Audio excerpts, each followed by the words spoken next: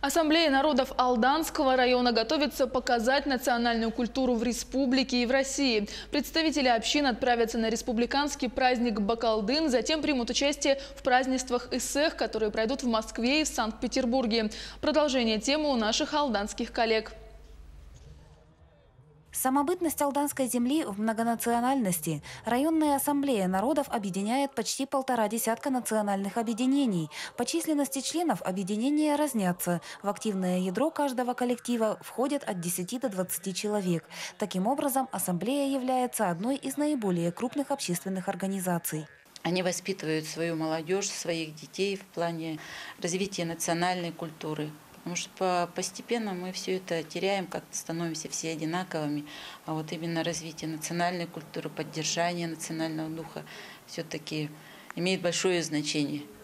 Народное творчество, развитие промыслов коренных народов, сохранение культуры, деятельность ассамблеи многогранна. Особое внимание в 2019-м, объявленном в Якутии годом консолидации, уделяется языкам коренных малочисленных народов. Идет работа по составлению разговорников и ведется сбор фольклора. Запланировано в этом году выход в районной печати – это возрождение Алдана вкладыша на ивенкийском языке.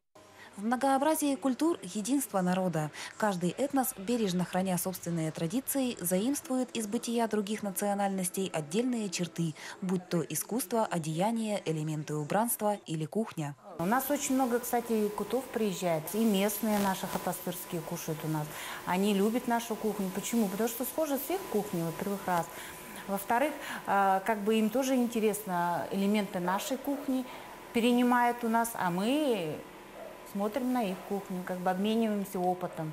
В настоящее время члены Ассамблеи народов в трудах и хлопотах. Через пару недель активисты и деятели национальных объединений представят Алданский район на празднике Бакалдын в городе Якутске.